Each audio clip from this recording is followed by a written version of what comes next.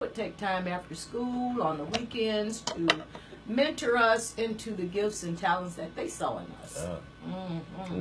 So I miss that from my children and my grandchildren as well. Yes, ma'am. Well, that's interesting because I know that you have educational background too, as far as an educator, both private and public, right? So you really can see you see it from all different perspectives and the whole chronologically too. Well, yes. So I'm a retired principal of 15 years in a very poor school down in Miami, but it was a school of the arts, magnet school. It was a full-service school, and we had school-based management. It was an awesome, awesome little school of excellence, but in a very poor, crime-infested neighborhood. Yes, ma'am. But I'll tell you, we didn't let that distract us. We went for excellence everywhere we went. We oozed excellence, especially in the arts, but in academic as well. We attracted students from a 50-mile radius. Wow. Kids wanted to come to our school no matter what their walk was in life. We had over 30 cultures or more in that school, languages. It was really a school of diversity and excellence. And I didn't know then what I know now is that it was a world-class school. And I saw that you guys, well, even then, you guys received many awards. Many awards. We received national recognition, local recognition. We would have visitors, teams of visitors from all over the world come to see what we were doing so they could replicate it at their in their homes. I don't want to spend too much time on it, but I do want to ask, just because I got you here. What's with being in that kind of socioeconomic neighborhood situation, what's the secret to your success there? What did you guys do right to transform that school? I want to say two things that may have enriched that experience. One was my own journey, yes, ma'am, being the leader of the school and knowing how it can transform a person's life. Hiring teachers that felt called as opposed to looking for a job. And making sure those teachers knew that the workday may or may not end at 3 o'clock. Yes, so the second thing is the power of collaboration. I learned the power of collaboration from being a staffing specialist. As a staffing specialist, you have to lead a group of professionals, multidisciplinary team is what it's called, into making good decisions about where to place students in exceptional programs. Very stressful process, but you want to hear everybody so you feel everybody, and everybody feels they had a stake in what we were doing so that everyone would leave there feeling we had made the right decision. So I used that skill that I honed in that particular arena as a principal. It was school-based management, as I said. So basically the district left us without very many rules and regulations so that we could come up with the right decisions for our site, because our site was so unique. Yes, ma'am. We were able to decide how to spend our budget and what to do with our money and what students to put it on and what students, you know what I'm saying. How to allocate. And I think that's just a big part of teaching. Like you said, they just doesn't end at 3 o'clock. It's a global response to these students, and I mean, just you being able to so relatable to, I had my son's teacher. He told me that she told me, she was saying how a lot of teachers that come from our communities and teach our students, they just can relate to the kids more. You know what I mean? They can understand the struggle. So it in turn that makes them better teachers. So I just really want to give you kudos. But when we have those teachers, let me just say, since you said that. So if we bring in teachers from the community who have a real special commitment to the school and the kids, the power of collaboration then would be where these teachers would be grouped with a group of teachers that need to understand that so that they can share that commitment with them and then transform the whole teaching core. Okay, that's brilliant. Yeah. Okay, well let's get right into it then. As far as you running for Congress, both locally and because your footprint is going to be here in Gainesville, but what's the district? We have 6 counties in District Okay. 3. It's District 3. There are 6 counties. It is vast. I have driven it. I'd have to drive pieces of it on different days. Yes, ma'am. The counties include Alachua, of course, Bradford County, Clay County, North Marion, Putnam, and Union. Wow. Not Levy. Not Levy. Okay, Now, Levy County got what I'm going to choose to say is gerrymandered out. Levy and Gilchrist, I believe, was in the original District 5. Yes, ma'am. But when they changed it to District 3, quite a few counties got cut out of the district. Well, for District 3, and all the counties that you just named, what are some issues as far as education that we face and that you're prepared to? Well, the truth of the matter is many of the counties look alike in terms of education. Yes, ma'am. But even though I've been a lifelong educator, I will tell you that my number one platform issue is the family. Family strength. It's all connected. It's all connected. Right. It's a holistic approach. Yes, ma'am. Because you can't do one, you can't improve one without improving the other. Say that. I'm so happy you said Yes, that. ma'am. Because I've had to say that in many different settings, and I don't know if people get it. So even though I have 5 pillars that I'm going to try and address in my time Yes, in ma'am. Congress, they are fully connected. Yes, ma'am. So with the family, most of the people, and I'm saying in almost all these counties, are suffering from having to work 2 and 3 jobs to make ends meet. Yes, ma'am. So what I want to do is make sure our residents get well-paying jobs and get trained for those jobs if they need it. I want to make sure they get a livable wage for whatever work they do. Yes, because ma'am. work, everybody wants to work, even though they want to say some of us don't. I think with work comes a sense of self-worth and integrity, but they shouldn't have to work themselves to death. Yeah, and I understand, and just having a livable wage would be a start, right? Just having a livable wage could make a lot of changes. Yes, ma'am. And I will say that things are rising. I mean, the cost of everything keeps rising. You see it. But the wages have remained the same. Right. Now, there's something wrong with that picture. Okay. Something wrong It with doesn't that make sense. It doesn't make sense. Doesn't make it. And if it doesn't make sense. Like Judge Judy said, if it don't make sense, it don't make sense. And that don't make sense. It doesn't. Our families need affordable, quality child care.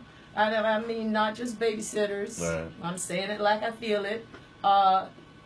If they're paying for care, their children need to be educated, because during the first 5 years of a child's life, their brains are like sponges. Yes, they are. That is when they learn the most. You can't wait for kindergarten. Yeah. Kids need to be ready to learn day one of kindergarten. Yes, ma'am. Well,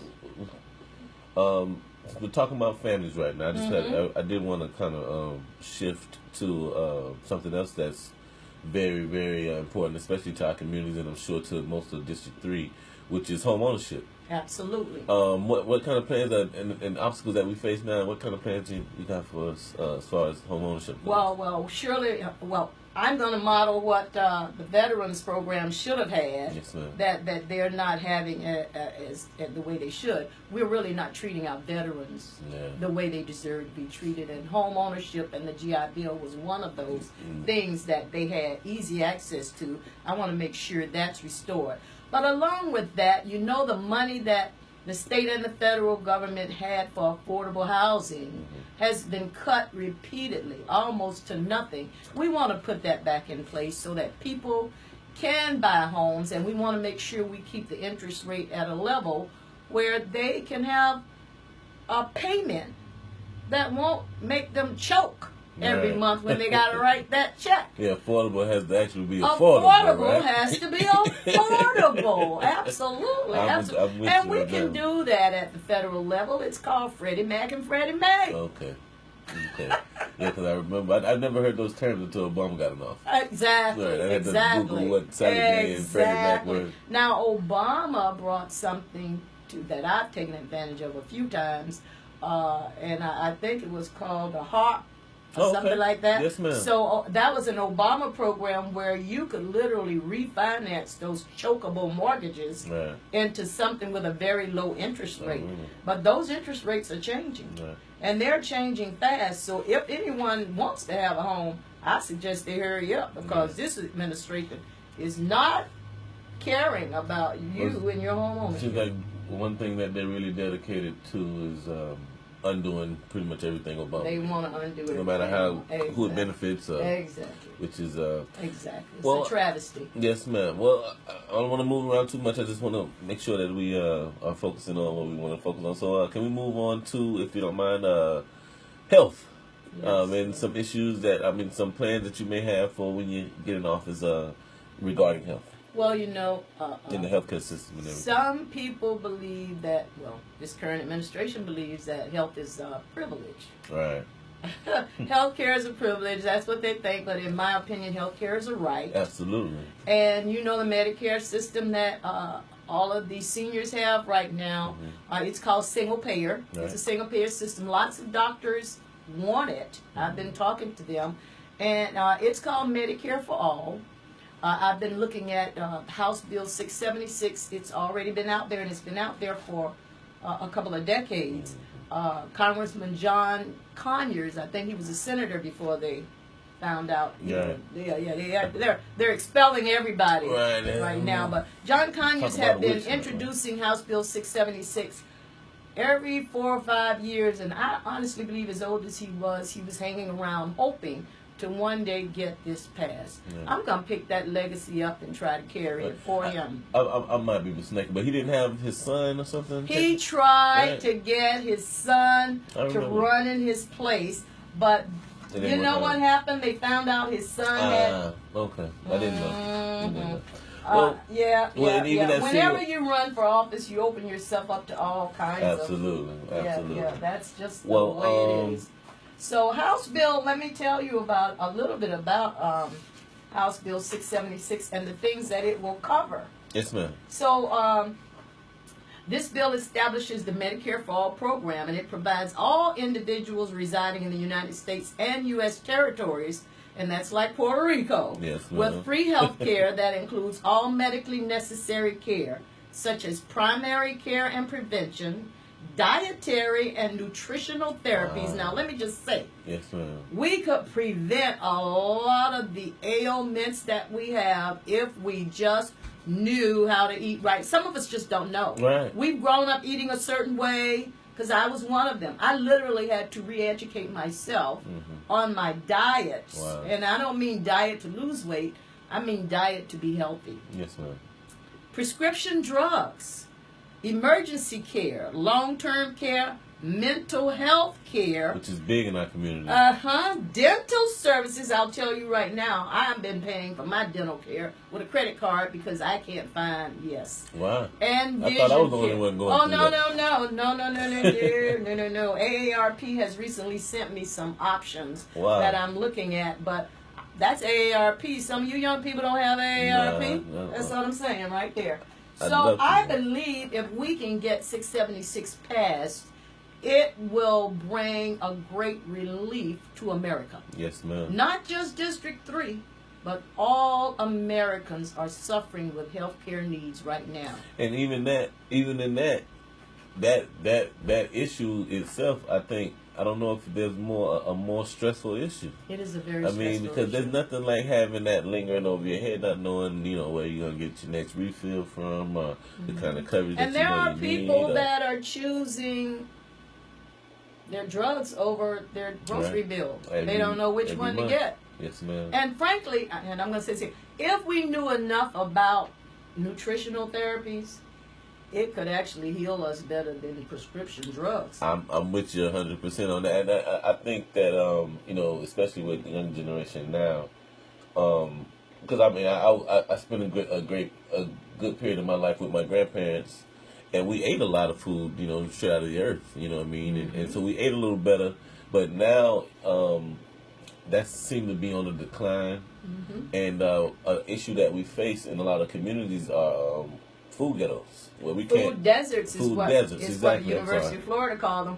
But It's hard. That's a good term. Yeah. Food ghetto or food desert. It's hard to find healthy, locally grown food in certain areas of our community. Yes, now, and I've been looking at certain research on that because that's my thing. Yes, there are cities, especially big metropolitan cities, that are learning how to grow food vertically inside of old abandoned urban buildings. Wow. Yes. Wow, that's a game changer. That's a game changer. Yes, ma'am. Yes, ma'am. That's a game changer. Yes, it is. Well, let's like I said, I don't mean to jump all over the place. Well, that's okay. I think you're making it an interesting conversation. No, absolutely.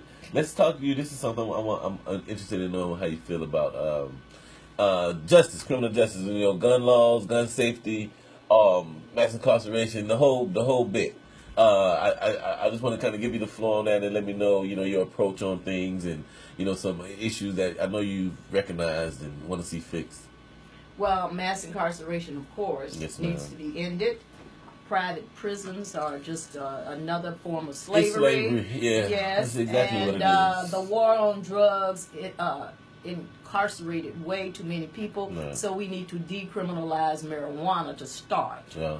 There may be some other things we need to decriminalize, but let's start with marijuana because it turns out marijuana, which comes out of the earth, yes, ma'am, it turns out can cure quite a few ailments that we're taking prescription drugs for. That's a proven fact. Proven fact? Yeah.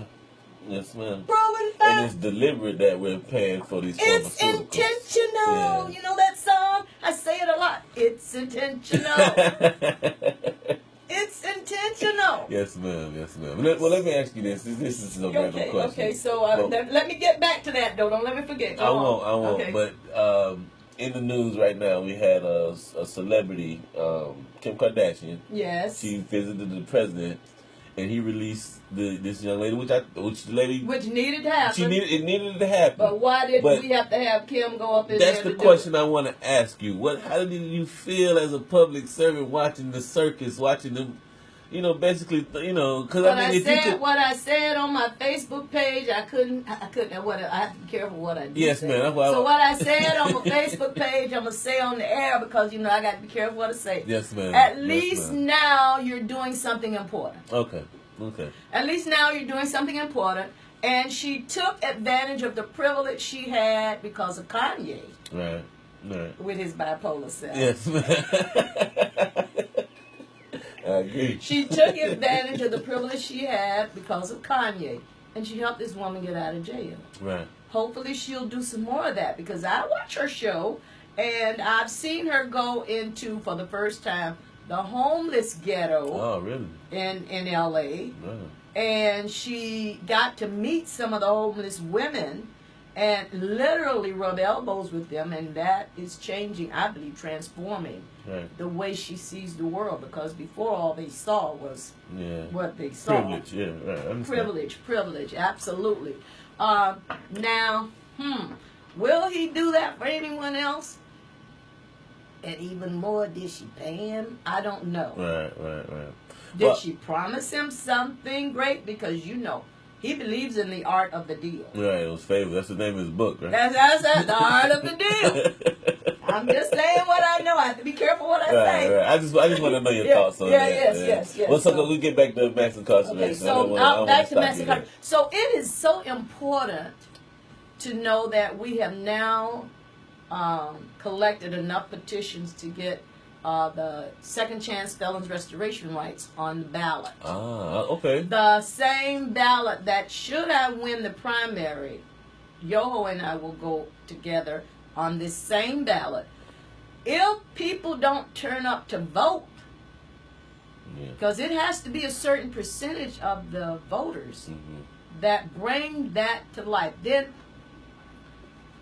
convicted felons will get all their rights back, which they should, at least the right to vote. Right. But in my opinion, and should I make it, this is going to be my thing. When a felon serve his time or her time, her rights should come back automatically. Right. We shouldn't have to jump through all these. So, and I understand that in other states it's not like this. Right. But Florida and Rick Scott created this. It wasn't this bad even with Charlie Crist. Yeah, I've heard horror stories. 7 years, 10 years, all kinds of all stuff. kind of different tedious I had things. a group of former felons. We need to stop calling them felons. Yes, ma'am. Former felons. I had a group of former felons that when I was working the Obama 08 campaign, yes, we were able to find their certification for them to vote. That they had earned their rights back. It was online. You could just put in their name and their ID, and it will pop up. You could print it, and they could take it, and all their civil rights were back. Wow.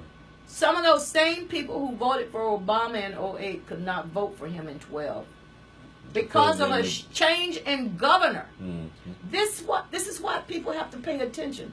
I know people stay home. That's frustrating. Or they find time. They can't find time to get to the polls to vote. But let me just say, there are no excuses. If you are registered to vote, there are 3 things that you can do to make sure your power to vote is exercised. You can vote early at your own convenience. That's the best way to do it, to assure yourself, I think. Well, that's one of the best ways to do it, because you can vote by mail. That ballot will come to your house. You can sit and study it. You can research it on the internet. You can see what the real issues are, and you can vote according to your own conscience and mail it back in. And at this time, they don't refuse any ballots. Even if you forget to put a stamp on it, I understand they will send it. Wow. But next year, they're planning to pre-stamp them. The postage will already be paid. That's cool. On election day, it is my understanding that there are so many referendums on that ballot that you will be standing in a voting booth for hours trying to vote. Really? So my recommendation, vote by mail at home or early vote at your convenience. Right. Because, I mean, and I don't want to talk negatively on the election process, which we could, but it can be an inconvenience sometimes. They do it on one day, you know what I mean? It's usually during the work hours. What I would like to do, and I don't have that on my platform, but I remember a time when election day was a holiday. It was a day off. That's what I was going to get to. So a general election Tuesday used to be a day off, so you could still go vote at your own convenience. You could still go vote at your own convenience, and hopefully we'll head back to that, because I remember that time. Right. Okay, but with all that being said, make sure, however these 3 methods you take, you vote during the election. That's the biggest thing I want to make sure. You gotta vote during I don't want to discourage anybody. Yeah, you gotta vote during the primary. That's gonna be an easy vote, but yes, ma'am. You gotta make sure the person you want to go to the general election gets elected during the primary. Right. Yes, so that's August 28th. That happens a lot. You say, well, where is the person I'm looking for? Well, they didn't make it there because you didn't vote in the primary. And the primary is August 28th. I was just going to ask you. The primary is August 28th, and the general election is November 6th or 8th, something like that. But it's the primary that I'm worried about right now. Right. So it's a closed primary. What happens in a closed primary is everybody registered Democrat only get a Democratic ballot. Mm-hmm. Everybody registered Republican only gets a Republican ballot. Yes. So if you're not registered either one of them, you don't get a ballot. Wow. So you need to be registered, and you need to check your registration card now, because I had people, I was standing at the polls with my signs, lobbying for the person I wanted to get elected, and people would come up to me and say, they won't let me vote because I have no party on my card. Mm-hmm. No. If it says NPA or I, that means NPA means no party affiliation. Mm-hmm. I means independent. Yes, ma'am. You cannot vote in the primary with those. So check your voter's registration now, please. Please. You want it to either say Democrat or Republican, and preferably Democrat. Say that then. Hey, I'm with you on that. I just wanted to be clear on that to make sure that people know exactly, what to do and how. Absolutely. This is a great education. Oh. Beyond my platform, we told the people a lot here today. Yes, ma'am. Yes, ma'am. Yeah. Actually, I'm running out of time. But real quick, let me ask you some quick questions. I want to ask you first. Let me get this in before I go on to the last thing. I'm not trying to get you to, talk about your opponent or the incumbent, but and I'm sure you can go out there with this. What would you do different, than what we've seen from our current country? Okay, so what I see, what's distinguishing here as far as? So they seem to think that the haves, the rich, are the only people that are of value. Corporations, the top 1%, everything that they're doing is setting up the rich to have more. Well, the tax cut, but even more than that, the way they're dismantling public schools, it's all about profit. They want to figure out how they can make money. They want to know how they can make money off of education, how they can make money off of health care, how they can, and they're making millions off of the tax cut. They're even figuring out how to make money off of prisons. Come on now. Yeah. So what I would do different, of course, collaboration is something I truly believe in. I do believe that the government should be of the people, by the people, and for the people. And I also believe that government should be about improving people's lives because we all pay taxes. Right. We all pay taxes, and if we're not improving our lives, then we need to find a different system.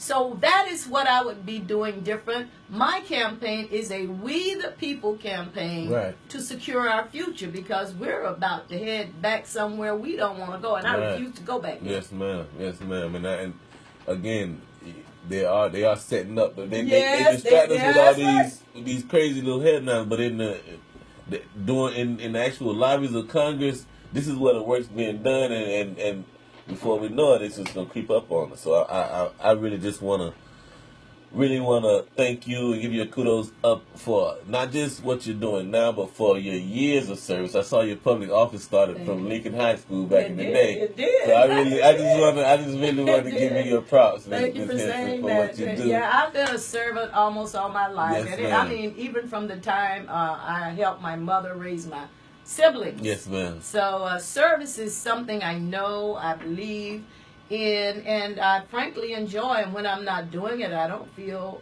worthy of what I'm doing. Well, hey, thanks again for coming by. I really appreciate it. I appreciate you Anytime having you got me. anything going on, that we'd love to have you. All right. And you definitely got our support up here. Thank you so much. We're not Thank you ashamed so of much. saying that. I appreciate what you do as well, because what you're doing is providing a real service to the ears of and the minds and hearts of our people. Yes, ma'am. And you are talking right at them. Well, it's my all pleasure. they have to do is receive it. It's my pleasure.